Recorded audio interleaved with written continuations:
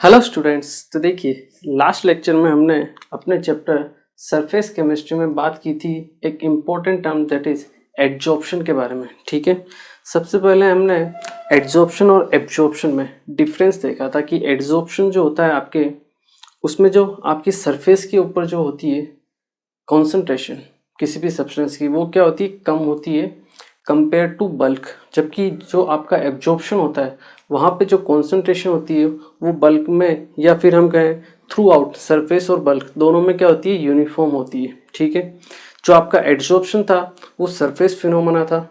क्यों? क्योंकि वो सरफेस के ऊपर होता है। जबकि आपका जो एब्जॉर्प्शन फिनोमेना था वो क्या था, आपका जो एब्जॉर्प्शन था वो क्या था, आपका बल्क फिनोमेना था। ठीक है, ये हमने देख लिया था। इसके बाद हमने इससे रिलेटेड आपका एग्जाम्पल भी देखा था, सिलिका जेल जो मॉइस्चर को क्या करता है, एड्जॉर्ब करता है। जबकि आपका calcium chloride, anhydrous calcium chloride क्या करता है, मॉइस्चर का एब्जॉर्प्शन करता है। ठीक है, उसके बाद हमने दो छोटे टर्म्स देखे थे, डिसॉर्प्शन और सॉर्प्शन। जहाँ पे भी आपका एड्जॉर्प्शन होता है वहाँ पे कुछ अमाउंट में आपका एब्जॉर्प्शन भी होता है, और जब दोनों प्रोसेस साथ में होती है साइमल्टेनियसली उस प्रोसेस को हम बोलते हैं आपका सॉर्प्शन। ठीक है, और जो सॉर्प्शन में आपका जो एड्जॉर्ब पार्टिकल हो रहा है, जो पार्टिकल एड्जॉर्ब हो रहा है उसका रिमूवल वो होता है आपका डिसॉर्प्शन। ठीक है, उसके बाद हमने दो छोटे टर्म और देखे थे, एक था आपका एड्जॉर्बेट और एक था आपका एड्जॉर्बेंट। एड्जॉर्बेट क्या होता है, वो आपका सब्सटेंस जो आपका एड्जॉर्ब हुआ है और जिस सतह पे हुआ है या जिस सरफेस पे हुआ है उसे हम क्या बोलते हैं, एड्जॉर्बेंट। ठीक है, ये हमने देख लिया था। उसके बाद हमने देखा था कि मैकेनिज्म ऑफ एड्जॉर्प्शन की, एड्जॉर्प्शन होता कैसे है या क्यों होता है। ठीक है, तो ये हमने देखा था कि जो आपका एड्जॉर्प्शन है वो आपके रेजिडुअल जो फोर्सेस होते हैं उनको बैलेंस करने के लिए होता है। ठीक है, उसके जो मैकेनिज्म था वो हमने डिटेल में देख लिया था। आज हम वहीं से आगे स्टार्ट करते हैं और बात करते हैं आपके थर्मोडायनामिक्स ऑफ एड्जॉर्प्शन। ठीक है, कि एड्जॉर्प्शन की जो प्रोसेस होती है उसमें एनर्जी का क्या रोल रहता है। ठीक है ना, थर्मोडायनेमिक्स मतलब आपकी एनर्जी से रिलेटेड हमको बात करनी है। ठीक है, चलिए हम स्टार्ट करते हैं आपके थर्मोडायनामिक्स, थर्मोडायनामिक्स ऑफ एड्जॉर्प्शन। अगर हम बात करें आपके थर्मोडायनामिक ऑफ एड्जॉर्प्शन की, ठीक है, तो देखिए एड्जॉर्प्शन क्यों होता है, हमने देखा था एड्जॉर्प्शन जो होता है आपके रेजिडुअल जो फोर्सेस होते हैं उनको बैलेंस करने के लिए होता है। ठीक है, मतलब एड्जॉर्प्शन की जो प्रोसेस होती है उसमें आपके सरफेस के जो मॉलिक्यूल है उनके और जो आपके गैस मॉलिक्यूल है उन दोनों के बीच में क्या होता है, अट्रैक्शन फोर्स वर्क कर रहा है। और आपने फिजिक्स में पढ़ा होगा, जब भी आपका अट्रैक्शन फोर्स वर्क करता है तब सिस्टम की एनर्जी क्या होती है, डिक्रीज होती है। ठीक है, और अगर सिस्टम की एनर्जी डिक्रीज हो रही है तो आपकी एनर्जी क्या होती है, रिलीज होती है। ठीक है, मतलब डेल्टा एच जो होगा आपका यहाँ पे एड्जॉर्प्शन में वो क्या होगा, आपका नेगेटिव होगा। और डेल्टा एच नेगेटिव होने का मतलब क्या है, आपकी जो प्रोसेस है एड्जॉर्प्शन वो नेचर में कैसी है, आपकी एक्सोथर्मिक है। ठीक है, क्योंकि यहाँ पे एनर्जी क्या होती है, रिलीज होती है। ये इंपॉर्टेंट चीज़ है जो आपको ध्यान रखनी है। ठीक है, अगर हम बात करें एड्जॉर्प्शन की, ठीक है ना, तो आप लिख सकते हो यहाँ पे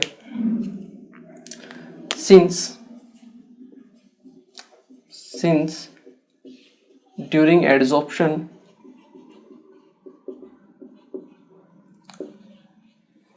there is balance in residual forces,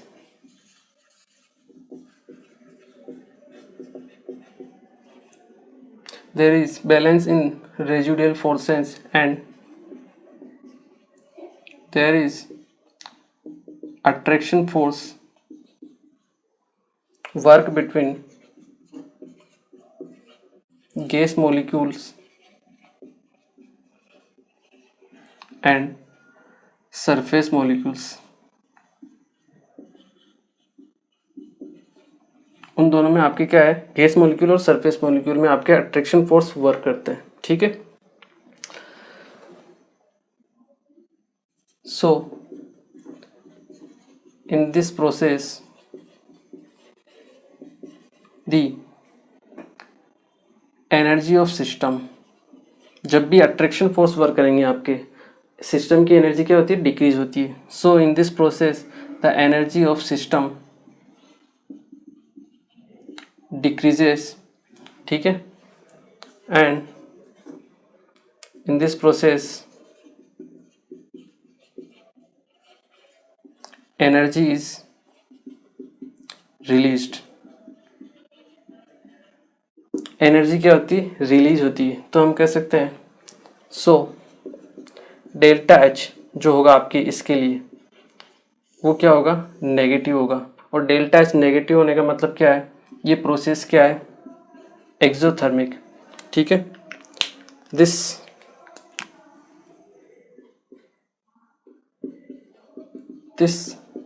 process is exothermic in nature. तो डेल्टा एच क्या होगा आपके? नेगेटिव, ठीक है। इंपॉर्टेंट चीज़ है जो आपको ध्यान रखना है, डायरेक्ट थ्योरी फॉर्म में क्वेश्चन पूछा जा सकता है, ठीक है, कि एक्सोथर्मिक होती है या फिर एंडोथर्मिक होती है, ठीक है। चलिए ये तो हुई बात डेल्टा एच की, ठीक है। अब हम बात करें आपके, ये तो हुई बात एंथैल्पी, ठीक है। अब हम बात करते हैं एंट्रोपी के लिए। अगर हम एंट्रोपी के लिए बात करें, ठीक है, ये तो था आपके एंथैल्पी के लिए डेल्टा एच, ठीक है। अब बात करेंगे हम एंट्रोपी के लिए, जिसे हम किससे डिनोट करते हैं? डेल्टा एस से, ठीक है। तो अब आप मुझे बताइए डेल्टा एस यहाँ पे क्या होगा? पॉजिटिव होगा या नेगेटिव होगा? बिल्कुल सही, नेगेटिव होगा। क्यों? चलिए देखते हैं इसमें होता क्या है। ये मान लो आपकी सरफेस है, ठीक है, क्लियर है। गैस के जो मॉलिक्यूल्स हैं वो इसके आसपास हैं, ठीक है। जब आपके एड्जॉर्प्शन नहीं हो रहा है तो जो आपके गैस के मॉलिक्यूल्स हैं वो क्या है? आपके रैंडम है, मूव कर रहे हैं, ठीक है। लेकिन जब आपका एड्जॉर्प्शन होता है तो ये गैस का मॉलिक्यूल आपकी सरफेस पे आके चिपक जाते हैं। इसका मतलब इनकी जो रैंडमनेस हुई वो कम हुई या ज़्यादा हुई? कम हुई, ठीक है। और जब आपकी रैंडमनेस कम होती है तब आपका डेल्टा एस क्या होता है? नेगेटिव होता है, ठीक है। आई एम श्योर ये आपने थर्मोडायनामिक्स में पढ़ा होगा, ठीक है। तो हम लिख सकते हैं यहाँ पे, ठीक है ना, क्या लिख सकते हैं? Here the randomness of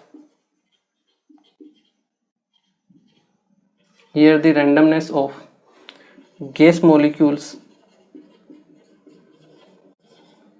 decreases, so the entropy will be decreases। Entropy क्या होगी? आपके डिक्रीज होगी, ठीक है। आया समझ में? चलिए ये तो हुई डेल्टा एच की बात और डेल्टा एस की बात, इसे आप नोट कीजिए। फिर हम बात करते हैं गिब्स फ्री एनर्जी की, जिसे हम बोलते हैं आपकी डेल्टा जी, ठीक है। चलिए एक बार आप इसे नोट कीजिए।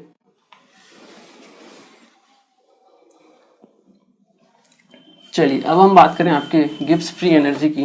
तो देखिए डेल्टा एच भी नेगेटिव है आपके लिए और आपके डेल्टा एस भी क्या है?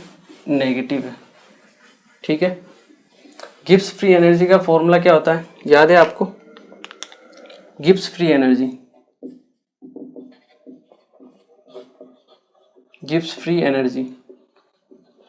जिसे हम डेल्टा जी से डिनोट करते हैं। अगर हम बात करें गिब्स फ्री एनर्जी की तो इसका फॉर्मूला क्या होता है? Delta G equal to delta H minus T delta S, clear है। यहाँ पे जब भी आपकी अगर कोई प्रोसेस हो रही है, इसका मतलब किसी भी स्पॉन्टेनियस प्रोसेस होने के लिए डेल्टा जी की रिक्वायरमेंट क्या है? डेल्टा जी होना चाहिए आपका नेगेटिव। क्या होना चाहिए? Negative. For spontaneous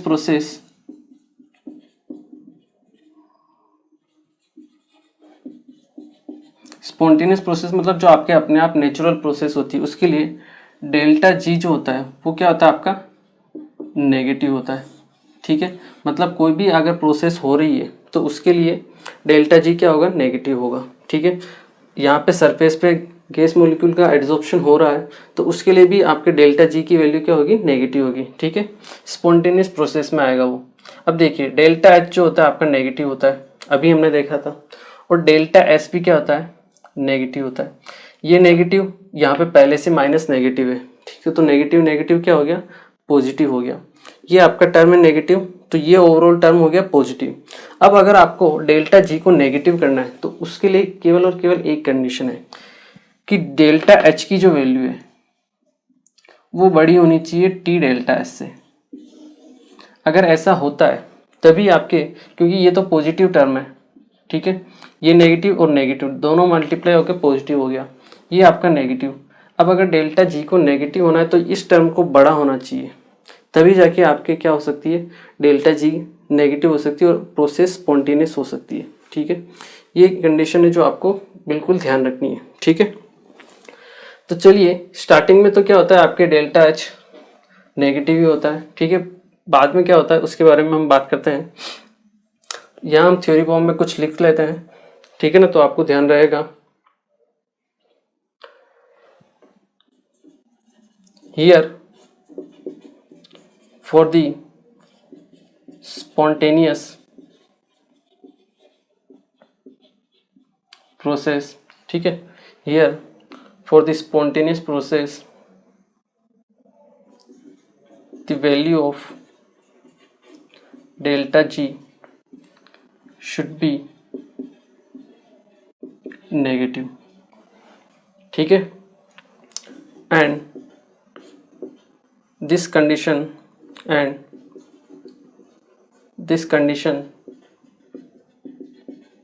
is only possible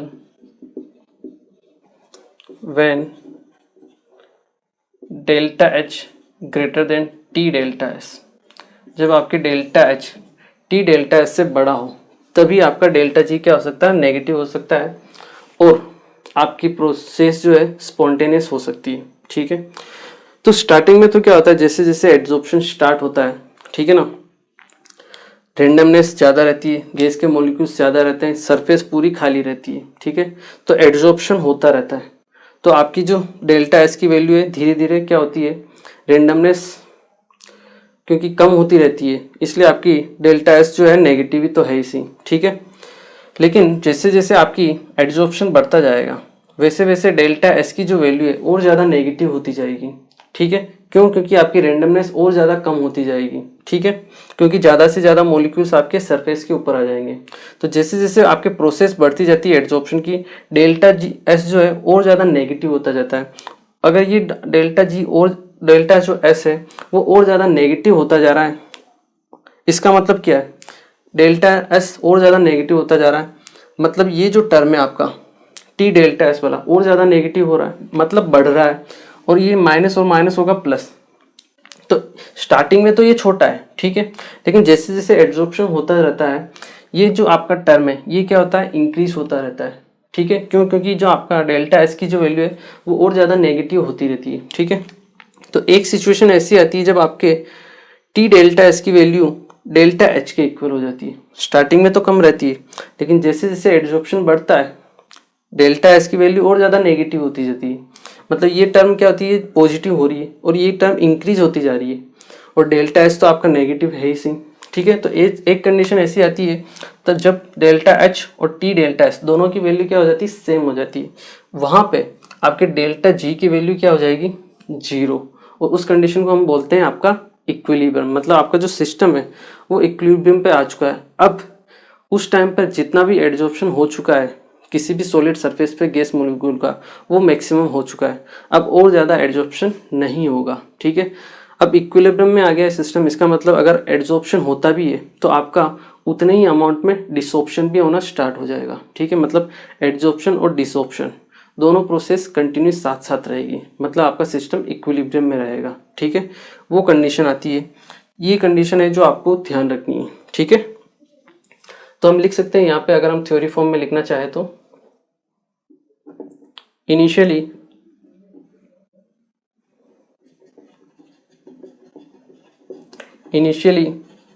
the value of t delta s is less than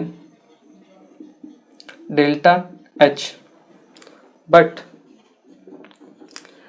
as adsorption progresses,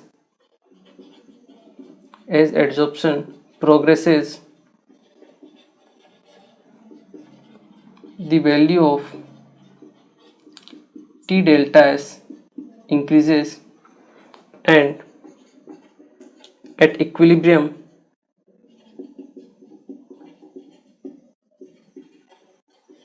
the value of T delta S will be equal to the value of delta H. ठीक है, so here the value of delta G will be 0. मतलब आपके delta G जो हो जाएगा आपके क्या हो जाएगा, 0 हो जाएगा. मतलब आपका सिस्टम में क्या है, आपका इक्विलिब्रियम पे आ चुका है, एट इक्विलिब्रियम. तो ये कंडीशन आपको ध्यान रखनी है कि डेल्टा जी कब 0 होता है. डेल्टा जी तब 0 होता है आपके जब आपका सिस्टम कहाँ पे आ चुका है, इक्विलिब्रियम में आ चुका है. मतलब आपका एड्जॉर्प्शन मैक्सिमम हो चुका है, इसके बाद आपका और एड्जॉर्प्शन नहीं होगा. जितना भी एड्जॉर्प्शन होगा उतना ही डिसॉर्प्शन आपका स्टार्ट होने लग जाएगा. ठीक है, तो ये कंडीशन है जो आपको ध्यान रखनी है. एक तो ये चीज़. दूसरी ये चीज़, यहाँ आप देखिए जो डेल्टा जी है या जो आपका एड्जॉर्प्शन है वो किसके ऊपर डिपेंड कर रहा है, वो डिपेंड कर रहा है आपके डेल्टा एच के ऊपर. स्टार्टिंग में तो आपका ग्रेटर देन होता ही है एंथैल्पी, ठीक है, नेगेटिव होती है. आपकी जो गिब्स फ्री एनर्जी है, ये जो आपकी स्पॉन्टेनियस प्रोसेस है, ये आपके डिपेंड कर रही है आपके डेल्टा एच के ऊपर. ठीक है, क्योंकि टी और डेल्टा एस धीरे धीरे कंटिन्यू क्या होता जा रहा है, डिक्रीज होता जा रहा है. ठीक है, और डिपेंड कर रहा है आपका डेल्टा एच. ठीक है, सिस्टम की एनर्जी के ऊपर ये चीज़ डिपेंड कर रही है. तो हम ये भी बोल सकते हैं कि ये जो आपकी एड्जॉर्प्शन प्रोसेस है ये एक आपकी एंथैल्पी ड्रिवन प्रोसेस है. आप यहाँ पॉइंट बना के लिख सकते हो, एड्जॉर्प्शन इज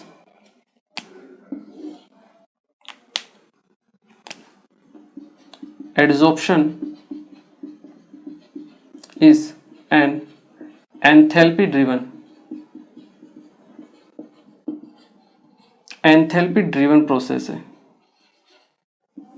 ठीक है, ये चीज आपको ध्यान रखनी है. एड्जॉर्प्शन जो है एंथैल्पी ड्रिवन प्रोसेस है. ठीक है, मतलब एंथैल्पी में आपके एड्जॉर्प्शन में आपके एंथैल्पी का रोल रहता है. ठीक है, डेल्टा एच का रोल रहेगा. आपके डेल्टा एच की वजह से आपकी जो प्रोसेस है वो स्पॉन्टेनियस होगी या नहीं होगी, वो सब चीज़ें आपकी डिपेंड करेगी. ठीक है, इसलिए हम क्या बोलेंगे, आपकी एड्जॉर्प्शन जो है आपकी एंथैल्पी ड्रिवन प्रोसेस होती है. ठीक है, तो ये छोटे छोटे जो स्टेटमेंट रहते हैं इनको आपको याद रखना पड़ेगा. ठीक है, क्योंकि इंपॉर्टेंट है. डायरेक्ट थ्योरी से भी क्वेश्चन इसी टाइप के उठाए जाते हैं इनसे. ठीक है, इनमें कोई न्यूमेरिकल तो होता नहीं है, तो थोड़े बहुत ऐसे ही जो आपके स्टेटमेंट होते हैं उनको ही उठा के क्वेश्चन पूछे जाते हैं. ठीक है, चलिए इसे आप नोट कीजिए. फिर हम बात करते हैं आपके अलग अलग टाइप्स ऑफ एड्जॉर्प्शन के. जी हाँ, एड्जॉर्प्शन जो होता है कितने टाइप का होता है, वैसे 2 टाइप का होता है, ये फिजिकल एड्जॉर्प्शन और केमिकल एड्जॉर्प्शन. ठीक है, तो इसे नोट कीजिए. फिर हम बात करते हैं आपके टाइप्स ऑफ एड्जॉर्प्शन के बारे में. तो चलिए अब हम बात करते हैं आपके टाइप्स ऑफ एड्जॉर्प्शन के बारे में. ठीक है ना, कि आपका जो एड्जॉर्प्शन है वो कितने टाइप का होता है. देखिए, आपका जो एड्जॉर्प्शन होता है वो डिपेंड करता है आपके अट्रैक्शन फोर्स पे. ठीक है, जो अट्रैक्शन फोर्स लग रहा है सॉलिड जो आपकी सरफेस है उसके ऊपर और गैस के जो मॉलिक्यूल्स हैं उनके बीच में. ठीक है, तो उस बेसिस पे हम आपके जो एड्जॉर्प्शन है उसे 2 टाइप में क्लासीफाई करते हैं. ठीक है, टाइप्स ऑफ एड्जॉर्प्शन. तो आपका टाइप ऑफ एड्जॉर्प्शन 2 टाइप का होता है. हम कह सकते हैं on the basis of attraction force between solid and gas molecules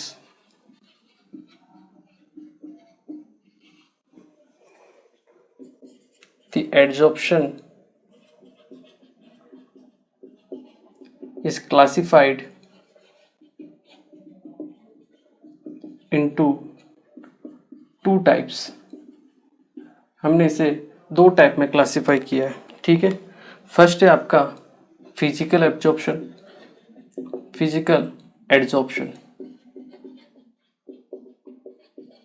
जिसे हम बोलते हैं फिजिसॉर्प्शन।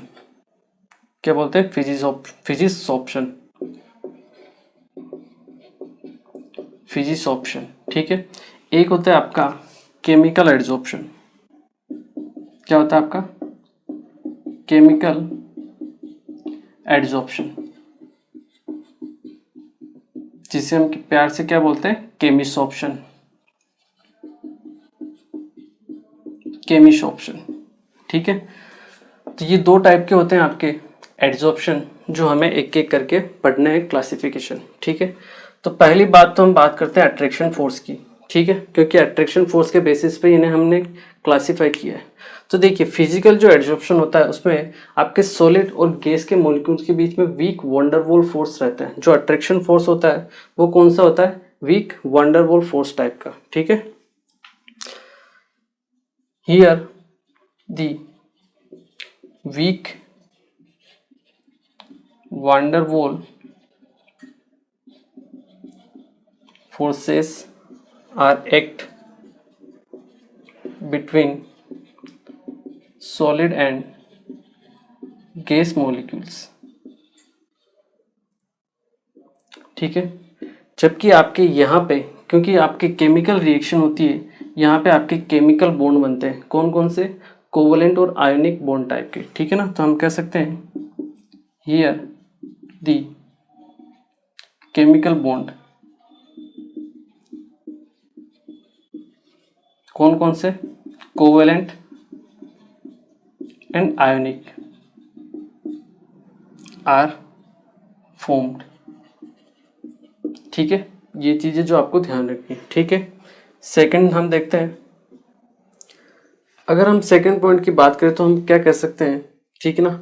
ये जो आपका रिएक्शन होती है नेचर में कैसी होती है? एक्सोथर्मिक होती है। दोनों आपकी रिएक्शंस, एडजॉर्प्शन जो होता है नेचर में एक्सोथर्मिक होता है, बट यहाँ पे आपके वीक वंडरवॉल फोर्स होते हैं, ठीक है। इसलिए यहाँ पे जो एंथैल्पी होती है एडजॉर्प्शन की, वो क्या होती है? कम होती है। जबकि वहां पर केमिकल ऑप्शन एडजॉर्प्शन में आपके केमिकल बॉन्ड्स बनते हैं, ठीक है। और केमिकल बॉन्ड्स बनने में आपके ज़्यादा एनर्जी रिलीज होती है, ठीक है। जबकि यहाँ पर वीक फोर्स है, वहाँ पर आपके स्ट्रॉन्ग फोर्स है। यहाँ पर अगर हम बात करें डेल्टा एच एडजॉर्प्शन, वो क्या होगा? लेस होगा, वेरी लेस।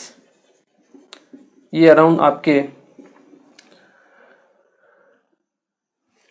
अगर इसकी वैल्यू अगर आपको लेनी है तो 5 to 20 किलो जूल पर मोल के पास आसपास आप ले सकते हो, ठीक है। जबकि यहाँ पे आपके अगर हम बात करें डेल्टा एच एडजॉर्प्शन की, ये होती है वेरी हाई। ये आप 80 to 200 किलो जूल पर मोल आसपास ले सकते हो, ठीक है ना। वेरी हाई यहाँ पे डेल्टा एच एडजॉर्प्शन होती दोनों नेगेटिव ही है, एनर्जी रिलीज ही होगी, बट यहाँ पे कम होगी और यहाँ पे क्या होगी? ज़्यादा होगी, ठीक है। चलिए, अगर हम थर्ड पॉइंट की बात करें तो फिजिकल एडजॉर्प्शन जो होता है आपका, वो मल्टी लेयर होता है। This is multi layer adsorption. अब मल्टी लेयर एडजॉर्प्शन का मतलब क्या होता है? देखिए, और ये अगर हम बात करें, ये आपका यूनिलेयर होता है। This is यूनिलेयर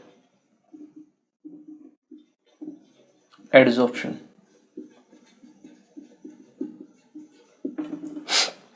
multi layer adsorption का मतलब क्या है? जैसे ये आपका मेटल है, ठीक है। इस मेटल की सरफेस पे आपके ये गैस मॉलिक्यूल्स क्या हो गए? एडजॉर्ब हो गए, ठीक है। अब क्योंकि गैस मॉलिक्यूल्स के बीच में वंडरवॉल फोर्स होते हैं, तो यहाँ पे जो दूसरे गैस के मॉलिक्यूल्स हैं वो भी इस सरफेस के ऊपर आ सकते हैं। क्यों? क्योंकि गैस गैस के बीच में आपके वीक वंडरवॉल फोर्स होते हैं, ठीक है।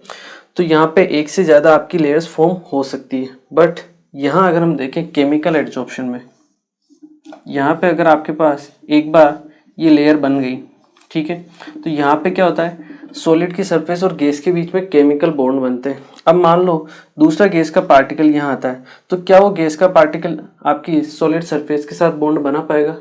नहीं बना पाएगा, उसके पास जगह ही नहीं है, ठीक है। इसीलिए आपका ये जो होता है केमिसोर्प्शन, ये क्या होता है, आपके यूनी लेयर होता है, ठीक है। यहाँ पे केवल आपकी एक ही लेयर फॉर्म होती है, ठीक है। चलिए इसे आप नोट कीजिए एक बार। यही हम देखते हैं।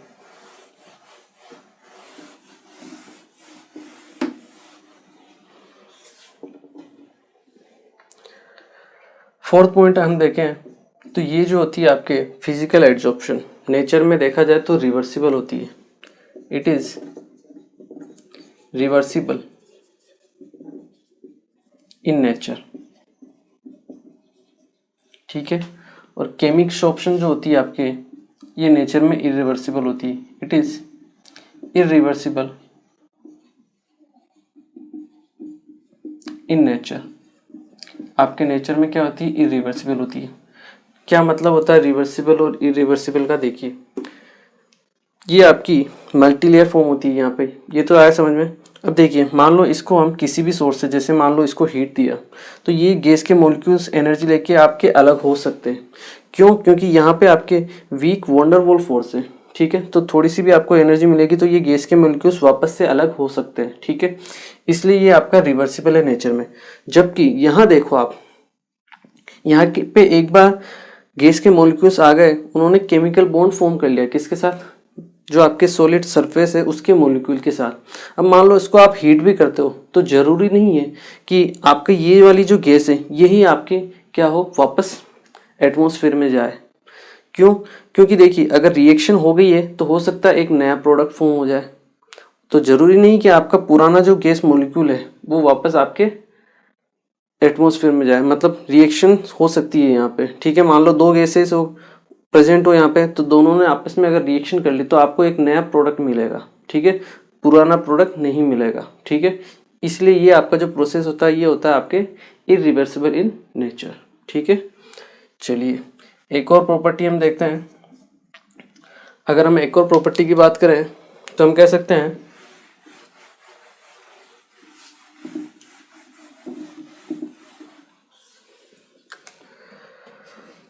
इनका हम टेम्परेचर के साथ वेरिएशन देखते हैं। तो जो आपका फिजिकल एडजॉर्प्शन होता है वो जैसे जैसे आप टेम्परेचर इंक्रीज करते हो, ठीक है, वो क्या होता है, आपका डिक्रीज होता है, ठीक है। क्यों? क्योंकि जो आपकी वंडरवॉल फोर्स के जरिए जो मॉलिक्यूल्स अटैच है वो एनर्जी लेके क्या होता है, इवोपरेट होते रहते हैं। इसलिए आपका जो एडजॉर्प्शन है वो क्या होता है, डिक्रीज होता रहता है, ठीक है। इसलिए हम कह सकते हैं it is decreases with increase in temperature. जैसे जैसे आपका टेम्परेचर इंक्रीज होगा वैसे वैसे आपका एड्जॉर्प्शन डिक्रीज होगा। इसे हम ऐसे भी दिखा सकते हैं, ठीक है, इस तरह के आपके ग्राफ से, ठीक है। ये अमाउंट ऑफ एड्जॉर्प्शन रहेगा, अमाउंट ऑफ एड्जॉर्प्शन, ठीक है। यहाँ पे आपका टेम्परेचर, जैसे जैसे टेम्परेचर इंक्रीज होता जा रहा है आपके अमाउंट ऑफ एड्जॉर्प्शन भी डिक्रीज होता जा रहा है। वहीं अगर हम यहाँ बात करें केमिसोर्प्शन में, तो यहाँ पे जनरली इंक्रीज होता है स्टार्टिंग में, उसके बाद डिक्रीज होता है, ठीक है। In केमिसोर्प्शन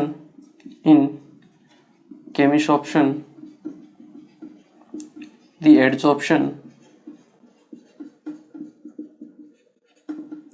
generally increases with temperature, ठीक है।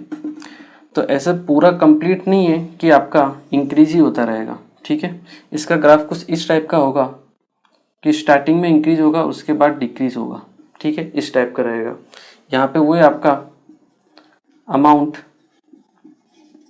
ऑफ एड्जॉर्प्शन, ठीक है, और यहाँ पे आपका टेम्परेचर, तो देखिए यहाँ पे स्टार्टिंग में इंक्रीज क्यों हो रहा है, स्टार्टिंग में इंक्रीज इसलिए हो रहा है क्योंकि यहाँ पे आपके केमिकल रिएक्शन हो रही है, केमिकल बॉन्ड फॉर्म हो रहे हैं। और आपको पता होगा कि जब भी आपके केमिकल बॉन्ड फॉर्म होते हैं तो हमें स्टार्टिंग में कुछ ना कुछ एनर्जी हमें देनी पड़ती है, मतलब जिसे हम क्या बोलते हैं, आपका एक्टिवेशन एनर्जी, आपकी रिएक्शन को स्टार्ट करवाने के लिए। तो जैसे जैसे आपके टेम्परेचर इंक्रीज होता है, रिएक्शन के लिए आपको एक्टिवेशन एनर्जी मिलती रहती है, इसलिए आपका जो एड्जॉर्प्शन है वो भी इंक्रीज होता रहता है। बट अल्टीमेटली ये आपकी रिएक्शन कैसी होती है, एक्सोथर्मिक होती है, ठीक है। इसलिए आपकी अगर आप एक पॉइंट के बाद अगर आप टेम्परेचर इंक्रीज करोगे तो आपका अमाउंट ऑफ एड्जॉर्प्शन जो होगा धीरे धीरे क्या होता रहेगा, डिक्रीज होता रहेगा, ठीक है। ये एक इम्पोर्टेंट चीज़ है जो आपको ध्यान रखनी है, क्लियर है। इसे आप नोट कीजिए, फिर हम दूसरे पॉइंट के बारे में बात करते हैं। ओके, चलिए अब हम इसके कुछ और डिफरेंसेस के बारे में बात करते हैं। जो आपका 6 डिफरेंस पॉइंट है वो ये है कि जो फिजिकल एड्जॉर्प्शन जो होता है आपका वो नॉन स्पेसिफिक होता है नेचर में। This is non specific in nature, जबकि ये जो होता है वो होता है स्पेसिफिक। पहले हम बात करते हैं नॉन स्पेसिफिक होता है मतलब नेचर में, इसका मतलब क्या है। इसका मतलब ये है कि फिजिकल एड्जॉर्प्शन है यहाँ पे वांडरवॉल जो आपकी गैसेस है, ठीक है, मतलब जो भी आपकी गैस एड्जॉर्ब हो रही है उनके और सरफेस के बीच में, सॉलिड सरफेस के बीच में आपके कौन से वांडरवॉल फोर्स है। तो जो आपके वांडरवॉल फोर्स है वो किसी भी गैस के ऊपर अप्लाई हो सकते हैं। किसी भी दो टाइप की जो गैस होती है उनके बीच में वांडरवॉल फोर्स हमेशा अप्लाई होते हैं, ठीक है। तो यहाँ पर सॉलिड और गैस का कोई ऐसा फिक्स कॉम्बिनेशन नहीं है, मतलब आप सॉलिड के ऊपर किसी भी टाइप की गैस का एड्जॉर्प्शन करवा सकते हो। जबकि यहाँ पे अगर हम बात करें, this is specific in nature, specific in nature. यहाँ पे आप बात करोगे तो यहाँ पे क्या होते हैं, केमिकल बॉन्ड बनते हैं। अब आप मुझे बताइए, क्या हर एक गैस किसी भी सॉलिड सरफेस के साथ बॉन्ड बना सकती है? नहीं बना सकती ना, क्योंकि केमिकल बॉन्ड आपके स्पेसिफिक होते हैं, ठीक है। जरूरी नहीं कि सारी गैसें रिएक्शन करें, ऐसा बिल्कुल जरूरी नहीं है, ठीक है। इसलिए इसे हम क्या बोलते हैं, आपके स्पेसिफिक इन नेचर, ठीक है। चलिए, this is non specific in nature as all gases can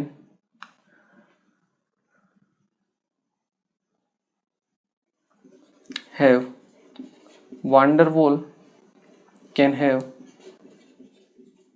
van der Waal force between any solid surface, ठीक है। This is non specific in nature as all gases can have van der Waals forces और van der Waals forces between any solid surface, ठीक है। किसी भी solid surface के साथ में वांडरवॉल फोर्स अप्लाई कर सकती है और किसी भी गैस के साथ भी अप्लाई कर सकती है, ठीक है। यहाँ पे this is specific in nature as here chemical bonds are formed, chemical bonds are formed and not all gases can form chemical bonds with solid surface, ठीक है। चलिए, ये तो है आपके पॉइंट ऑफ डिफरेंस, ठीक है। अब हम देखते हैं कुछ पॉइंट ऑफ सिमिलरिटीज के बारे में, ठीक है। 7th पॉइंट है आपका, ये सिमिलरिटीज है कि दिस फिजिकल एड्जॉर्प्शन, दिस या फिर आपका physisorption depends on nature of gas, nature of gas. अब नेचर ऑफ गैस के ऊपर कैसे डिपेंड करता है, ये वाला जो केमिकल एड्जॉर्प्शन है ये भी आपका डिपेंड करता है किसके ऊपर, नेचर ऑफ गैस के ऊपर। This adsorption that is chemissorption is also depends on the nature of gas। दोनों नेचर ऑफ गैस के ऊपर डिपेंड करते हैं। अगर गैस के केमिकल बॉन्ड बनाने की टेंडेंसी ज़्यादा है तो उसका एडजॉर्प्शन भी क्या होगा, ज़्यादा होगा।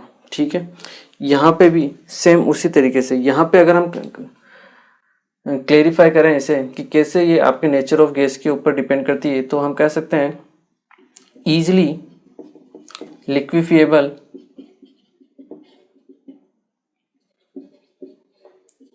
गैसेस आर readily adsorb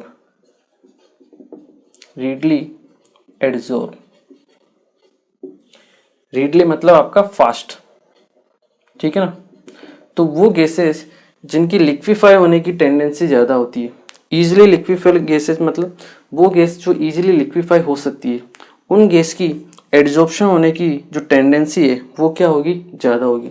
अब देखिए, अगर गैस ईजिली लिक्विफाई हो रही है इसका मतलब क्या है, इसका मतलब उनके बीच में जो वंडरवॉल फोर्स है या किसी भी टाइप के आपके फोर्स जो है वो क्या है, आपके ज़्यादा है, मतलब उनके बीच में अट्रैक्शन फोर्स ज़्यादा है। ठीक है, अब देखिए वो जो आपके वंडरवॉल फोर्स ज़्यादा है, ठीक है, तो आपका अगर गैस के बीच में फोर्स, अट्रैक्शन फोर्स ज़्यादा है तो गैस और सॉलिड की जो सरफेस है, ठीक है, जहाँ पे एड्जॉर्प्शन हो रहा है वहाँ पे भी आपका अट्रैक्शन फोर्स क्या रहेगा, ज़्यादा रहेगा।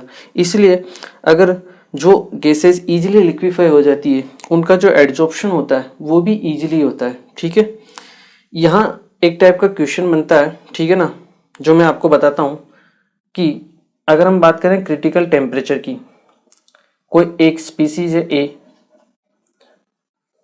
ए जिसका क्रिटिकल टेम्परेचर है मान लो 120 केल्विन, एक स्पीसीज है बी जिसका क्रिटिकल टेम्परेचर है 300 केल्विन। ठीक है, और एक स्पीसीज है जिसका क्रिटिकल टेम्परेचर है आपका 500 केल्विन। क्रिटिकल टेम्परेचर हम गैसियस स्टेट में पढ़ते हैं, अपने 11th क्लास में चैप्टर है गैसियस स्टेट, वहाँ पे हम क्रिटिकल टेम्परेचर को पढ़ते हैं। तो क्रिटिकल टेम्परेचर वो टेम्परेचर होता है जहाँ या जिसके ऊपर आप किसी भी गैस को लिक्विफाई नहीं कर सकते हो।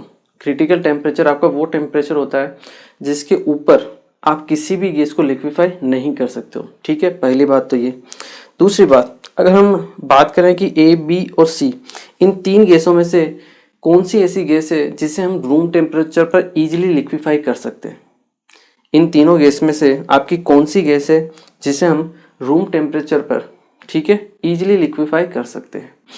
तो देखिए यहाँ पे आपका बी, ये आपका ऑलमोस्ट क्या है, रूम टेम्परेचर पे ही है, रूम टेम्परेचर ही है, और इसका जो क्रिटिकल टेम्परेचर है वो भी आपका 300 केल्विन है।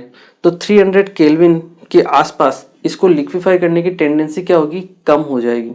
जबकि आप यहाँ देखो सी, यहाँ पे क्रिटिकल टेम्परेचर कितना है, 500 केल्विन, मतलब 500 केल्विन से ऊपर हम इसको लिक्विफाई नहीं कर सकते, बट 500 केल्विन से नीचे तो हम इसे लिक्विफाई कर सकते हैं।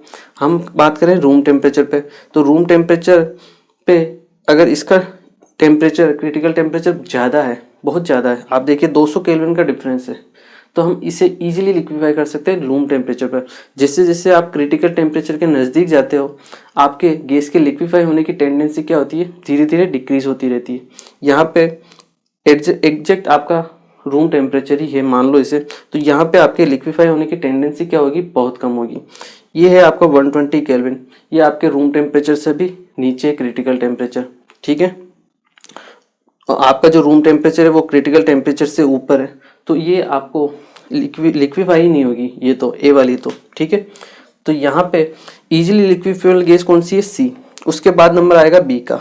ठीक है, और ए तो आपकी हो गई नहीं। ठीक है, तो यहाँ पे अगर आपको ऑर्डर ऑफ एड्जॉर्प्शन पूछ लिया जाए, क्या पूछ लिया जाए, ऑर्डर ऑफ एड्जॉर्प्शन, में यहाँ लिखता हूँ, ठीक है ना, ऑर्डर ऑफ एड्जॉर्प्शन, तो आपके सी का सबसे ज़्यादा होगा, फिर बी का, और फिर आपके ए का। ठीक है ना, तो इस टाइप से क्वेश्चंस मिक्स करके पूछे जा सकते हैं 2 चैप्टर के, याद रखना। जो आपका फिजिक्स ऑप्शन होता है नेचर ऑफ गैस के ऊपर डिपेंड करता है और इजीली लिक्विफेबल गैसेस जो होती है वो फास्ट एब्जॉर्ब करती है किसी भी गैस को, ठीक है। चलिए इसे आप नोट कीजिए। फिर इसका एक और पॉइंट ऑफ सिमिलरिटी है, उसके बारे में भी हम बात कर लेते हैं। इसको यहाँ ही लिखना नीचे, इसके नीचे, ठीक है, यहाँ पे। चलिए एक सिमिलरिटी और है, उसके बारे में भी बात कर लेते हैं हम। एक और सिमिलरिटी ये है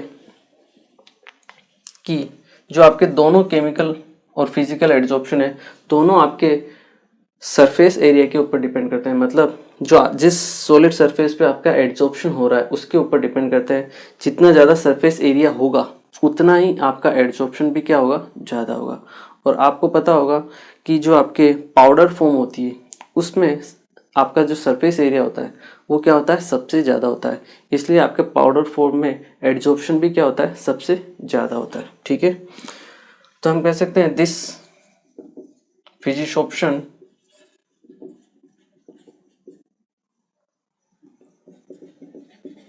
depends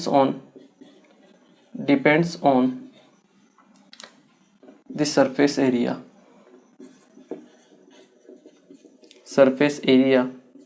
of adsorbent। जहाँ पे आपका एड्जॉर्प्शन होता है उसे हम क्या बोलते हैं, एड्जॉर्बेंट, ठीक है। एंड एड्जॉर्प्शन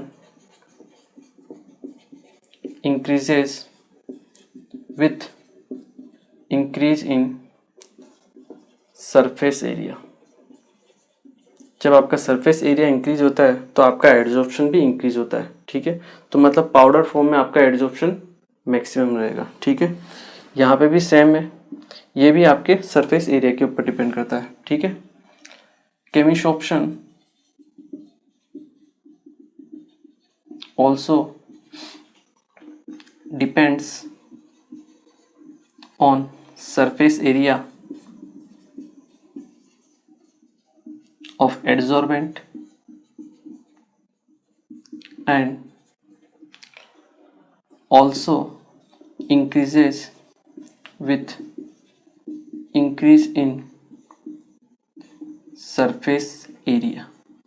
यहाँ पे भी आपके पॉइंट ऑफ सिमिलरिटी है, ठीक है। चलिए इन दोनों पॉइंट को आप नोट कीजिए। ओके तो चलिए आज के लेक्चर में हमने बात की बेसिकली किसके बारे में, हमने सबसे पहले स्टार्ट किया था आपके थर्मोडायनामिक्स के बारे में, ठीक है। जो आपका एड्जॉर्प्शन होता है उसकी थर्मोडायनामिक्स क्या होती है। तो मैंने आपको बताया था कि एड्जॉर्प्शन एक एक्सोथर्मिक रिएक्शन होती है। यहाँ पे डेल्टा एच जो होता है वो नेगेटिव होता है। हीट क्या होती है या एनर्जी जो होती है आपके रिलीज होती है, ठीक है, क्योंकि यहाँ पे अट्रैक्शन फोर्स वर्क करते हैं जिसकी वजह से सिस्टम की एनर्जी डिक्रीज होती है। तो डेल्टा एच नेगेटिव होता है। एंट्रोपी भी क्या होती है, नेगेटिव होती है, ठीक है। और किसी भी गैस के स्पॉन्टेनियस होने के लिए डेल्टा जी क्या होना चाहिए, नेगेटिव होना चाहिए। तो डेल्टा जी नेगेटिव कब होगा, जब आपके डेल्टा एच ग्रेटर देन होगा टी डेल्टा एस से। मतलब यहाँ पे अगर आपको रिएक्शन को स्पॉन्टेनियस करवाना है तो वो किसके ऊपर डिपेंड कर रही है, डेल्टा एच के ऊपर। डेल्टा एच ग्रेटर देन होगा टी डेल्टा से, तभी आपकी जो रिएक्शन है वो स्पॉन्टेनियस होगी, ठीक है। इसका मतलब आपकी जो रिएक्शन है किसके ऊपर डिपेंड कर रही है, डेल्टा एच के ऊपर। इसलिए हम इसे क्या बोलते हैं, एड्जॉर्प्शन को एंथैल्पी ड्रिवन प्रोसेस, ठीक है। ये चीज़ इंपॉर्टेंट है, आपको ध्यान रखनी है। और उसके बाद हमने बात की थी आपके types of adsorption, physics option और केमिश ऑप्शन, और उनमें पॉइंट ऑफ डिफरेंस और पॉइंट ऑफ सिमिलरिटीज, ठीक है। चलिए इंपॉर्टेंट लेक्चर है, थ्योरी है और बहुत से क्वेश्चंस इनसे पूछे जाते हैं डायरेक्टली, ठीक है। तो आपको आराम से और ध्यान से पढ़ना है, ठीक है। चलिए आज के लेक्चर को हम यहीं फिनिश करते हैं, तो मिलते हैं फिर अपने नेक्स्ट लेक्चर में और चैप्टर को आगे बढ़ाते हैं, ठीक है। Thank you very much.